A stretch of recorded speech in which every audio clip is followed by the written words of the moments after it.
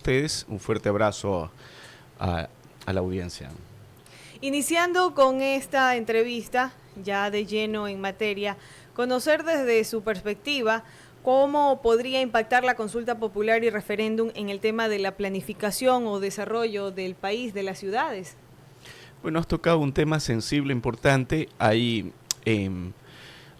Hay una planificación que ya existe en algunas áreas desde hace décadas, pero que no se ha cumplido. Es decir, eh, por ejemplo, hay un plan prospectivo energético en el Ecuador desde el año 2013 que trabajaron dos ministerios con organizaciones no gubernamentales y con las Naciones Unidas. Por ejemplo, ese plan ya indicaba todo lo que habría que invertir en materia energética.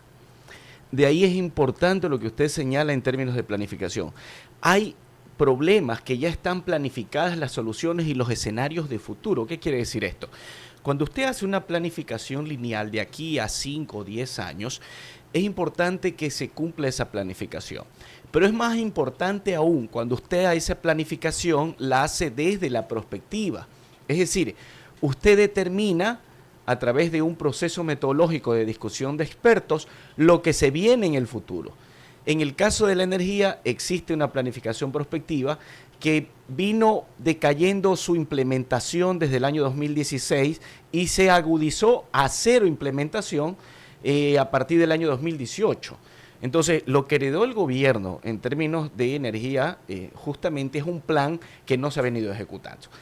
Lo mismo pasa en varios ámbitos, en la agricultura, pasa también en el sistema de recaudación interna, en una serie de variables. Ecuador en realidad tiene un problema de implementación de planificación. Y ese problema que tiene no se lo ha tratado evidentemente como se lo debió de tratar dentro de su perspectiva. Bueno, actualmente sí el gobierno al menos tiene mea culpa en términos de impericia. Es decir, haber nombrado una ministra de esta cartera de Estado que no tiene una expertise profesional sobre el tema. Es decir, eso fue impericia, una decisión política de impericia. Sin embargo, es un gobierno joven. Hay que reconocerlo, es un gobierno joven que tiene mucha energía, que tiene muchas ganas. Tendría que rectificar. Pero no solamente la juventud se puede, por muy preparada que esté, sino, como usted dice, expertos en la materia, ¿no? Totalmente, ¿no? O sea, el gobierno tiene que asumir su responsabilidad histórica en el sentido de impericia. El presidente tiene que buscar una persona idónea para que maneje esa cartera. Por otro lado, el comité que armó el gobierno de emergencia en materia de energía tiene que activarse y revisar esos planes que ya existen. Los planes están. Y si ustedes leen ese plan que está en la web colgado de cerca de 400 páginas, establece cuáles son los proyectos que tienen que hacerse en materia de energía, de producción de energía hídrica, de generación de energía renovable, etcétera, etcétera. Y ahí hay un tema interesante. El año pasado, la mayor cantidad de inversión extranjera directa en Latinoamérica se dio justamente en materia de energía renovable. Ecuador tiene eso dentro de su plan. Es decir, no es suficiente con aprobar, en el caso de que llegase a ser aprobado, el arbitraje internacional para que venga la inversión extranjera. Y esta inversión llegó en dos países con presidentes progresistas, ¿no? En México y Brasil. Estamos hablando de dos países con Lula da Silva y ANLO, ¿no? Entonces, la inversión extranjera también llega cuando se tienen proyectos que son de interés de la inversión extranjera. Entonces, es un cúmulo de cosas y hay que pensar esto en un sentido sistémico. Son sistemas que se interrelacionan entre sí y en su interior hay subsistemas. Entonces, así tiene que pensarse el Ecuador por áreas, ¿no? Ya que usted menciona el tema de la descentralización de cada uno de las áreas, es importante también iniciar ya con la descentralización del debate. Muchas personas tienen que estar claros de que hay que valorar mucho el tema de las estrategias y en torno a la descentralización del debate, poner en claro que hay que seleccionar qué preguntas podrían ser las que nos conviene o cuáles no, pero sobre todo a nivel regional, que la parte costera del país es una de las más afectadas por el tema de seguridad y en donde a criterio de boca de urnas muchas personas le dan todo no. Bueno, ahí hay que sopesar varios temas, ¿no? Lo primero es que existe, si se quiere, un mito alrededor del cual hay una separación entre la consulta popular y la opinión que se tengan de los gobernantes. Lamentablemente, y esto pasa en todo el mundo, los electores votamos de manera emocional. Lo ideal es el voto informado. ¿Qué quiere decir? Que los electores dediquen 40 minutos a leer las preguntas y los anexos, no se les va más, leyendo los anexos. Y hagan un ejercicio mental, un ejercicio electoral previo mental a ir a votar. Eso sería lo ideal. Así que un poco orientar eso, yo creo que los medios hacen un trabajo en ese sentido, ¿no? Pero hay que hacerlo más al interior de las familias, también de repente los padres, sin que obligan a los hijos a alguna tendencia, pues sí pueden realizar un ejercicio, un esfuerzo. Y esto le digo porque también aparece la gente que se cree superior moral e intelectualmente a los electores. Induciéndolos. Induciéndolos o cuestionando que voten por una u otra alternativa. Pero ese ha sido un problema de siempre en los ecuatorianos, don Wilmer, porque no en el solo sentido, los ecuatorianos, en todo el mundo, porque nos dejamos influir o de pronto del vecino, del amigo, que tú sabes más, que tú estás dentro del gobierno o eres político y conoces más, cuando realmente debemos empaparnos y leer y de pronto se vota si está en contra del gobierno y piensa que es contra el gobierno y vota en contra del gobierno. Si está a favor del gobierno, porque no, yo soy de la línea partidista quien está mandando en este momento en el país y por eso voto por sí. Pero a veces realmente nosotros mismos nos estamos haciendo daño cuando realmente debemos de pensar al momento de leer, como usted señalaba, ¿no? De leer y ver cuál realmente es el asunto de que se está preguntando y a qué nos va a beneficiar o nos va a perjudicar. Totalmente. Hay que hacer una gimnasia mental de las preguntas. Lo mismo pasa con los procesos de elección presidencial o alcaldía. Lo ideal sería que la gente compare los planes de campaña y luego decida. Evidentemente también hay un incumplimiento en la mayoría de los casos de los planes que se entregan al CNE versus el ejercicio del poder. Por lo tanto, no es un ejercicio fácil, es ejercicio democrático. Ahora, la salvedad para la gente, para el pueblo, es que el pueblo tiene la posibilidad de volver a elegir. El problema es el costo político de esperar la ejecución de los planes, de los ofrecimientos o, en este caso, la posconsulta. En consulta vemos que la mayoría de preguntas son de referéndum, es decir, el presidente va a tener que elaborar proyectos de ley y remitirlos a la Asamblea. Proyectos que también tienen que guardar el espíritu de la pregunta, pero no quiere decir que 100% el resultado sea lo que esgrimía la consulta, ¿no? Entonces este es un proceso complejo. Ahora, dentro de una perspectiva netamente electorera, nosotros estamos ante un fenómeno sui generis, como siempre pasa en el Ecuador. Yo le digo a mis colegas politólogos de otros países, ustedes vienen a aprender a Ecuador. Ustedes difícilmente nos pueden enseñar algo. Sus países son aburridos, España es aburrida, exceptuando ciertas movilizaciones que hubieron ciudadanas. Estados Unidos es aburrido. Latinoamérica realmente es una escuela de aprendizaje de gobernabilidad política. Por todo lo que se ha desarrollado y se sigue desarrollando. Efectivamente. Ahora, ¿a qué quiero ir? Cuando el presidente llega al poder por golpes de efecto, que eso requiere otro análisis, resultados electorales presidenciales, pero ya veíamos nosotros que en la asamblea él iba a trabajar o a enfrentarse en una dinámica de amigo-enemigo. ¿Qué quiere decir? Que usted tenía al correísmo que se ve como adversario con el social cristiano y los dos a su vez lo veían de adversario a Noboa. Construye no cabía ahí, porque la relación de construye es de amigo-enemigo, no de adversariado. Por tanto, ustedes vieron, el gobierno se siguió manejando con esas otras dos tiendas políticas.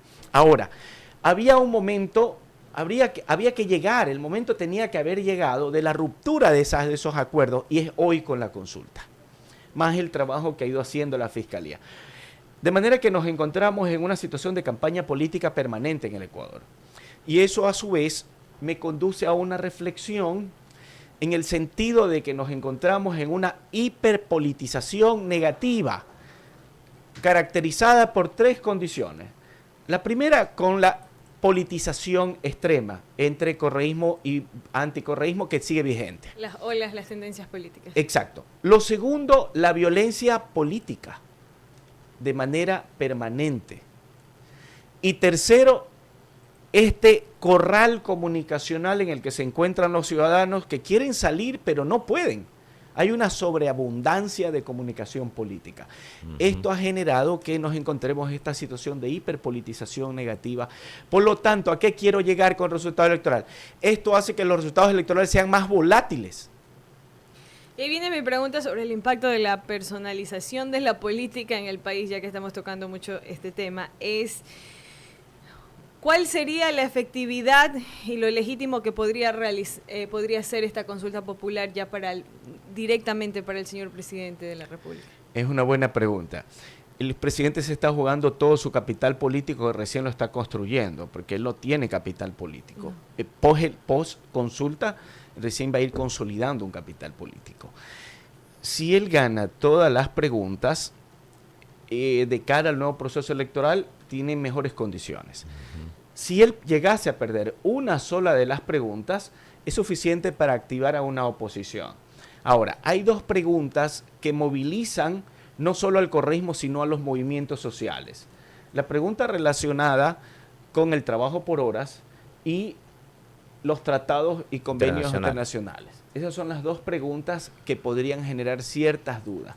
Las otras preguntas fueron estructuradas con base en una tendencia. Es decir, los ciudadanos en el Ecuador queremos un giro con relación a la seguridad ciudadana. Es decir, que entonces la decisión del presidente de esta consulta es bastante riesgosa para él, hablando políticamente, por lo que el corto tiempo que tiene y que ya viene el nuevo proceso electoral. Eres una jugada estratégica también, ¿no? Así hay cosas que necesita el Ecuador, indiscutiblemente.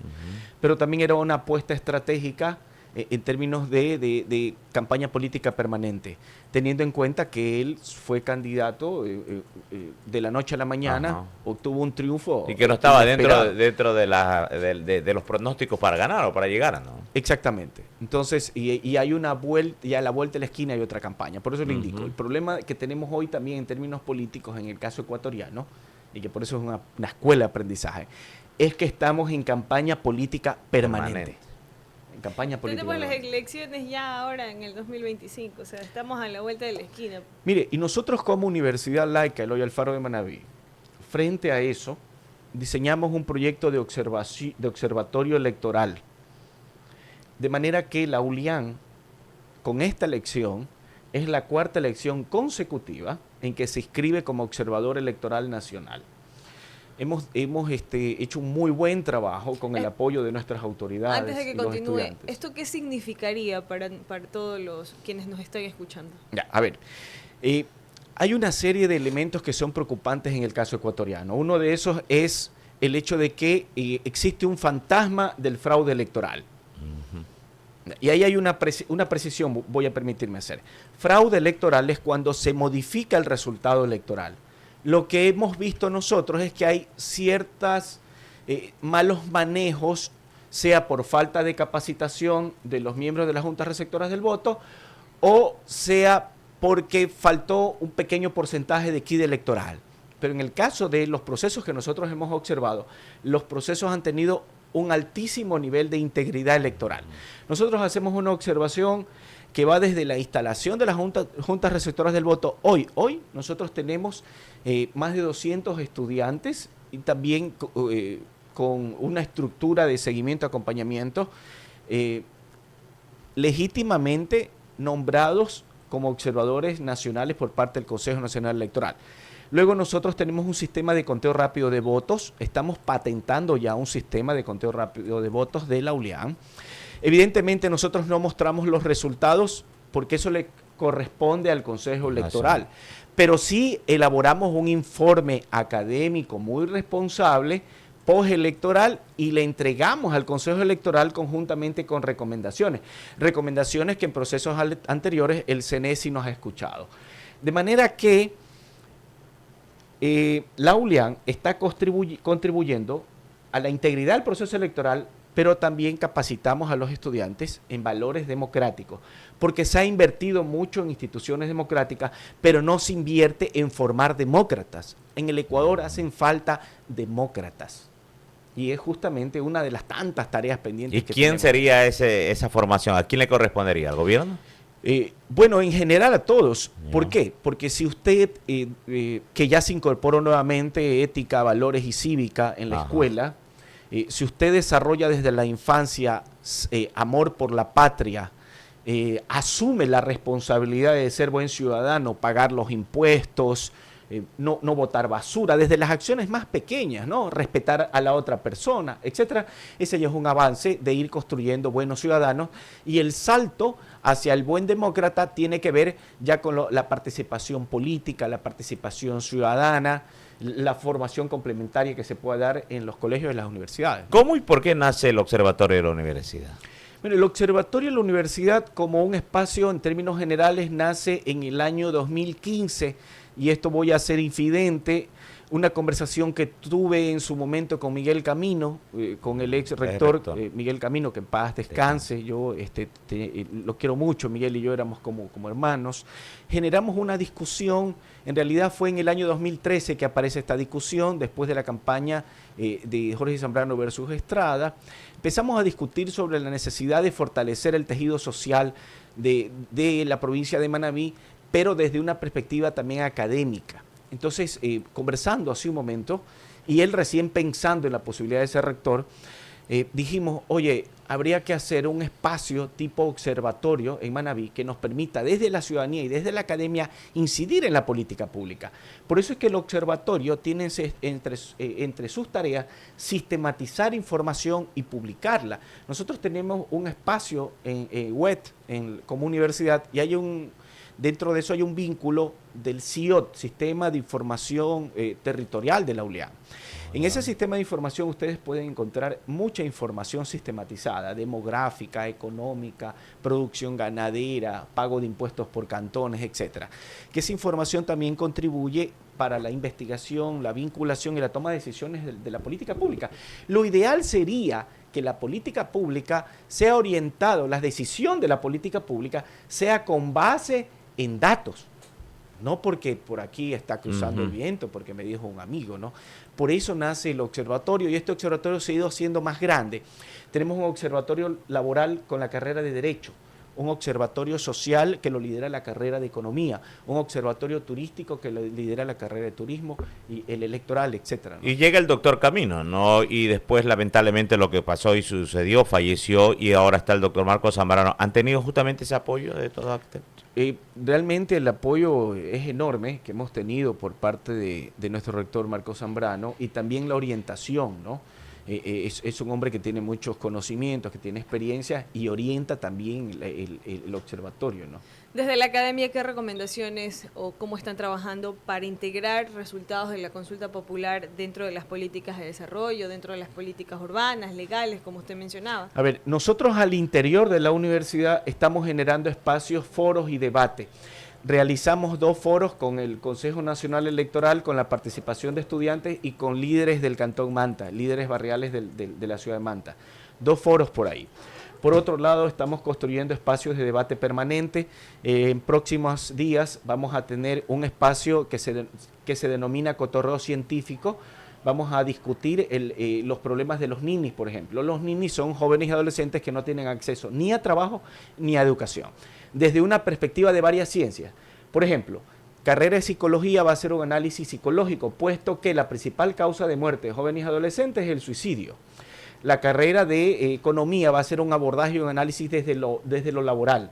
Y la carrera de derecho también desde la jurisprudencia y la ley de la juventud, que fue aprobada hace poco. Por otra parte, también nosotros hemos constituido una mesa que hace análisis de los proyectos de ley de la Asamblea. Hay comisiones legislativas de la Asamblea que nos remiten los proyectos de ley solicitando un análisis y una opinión académica.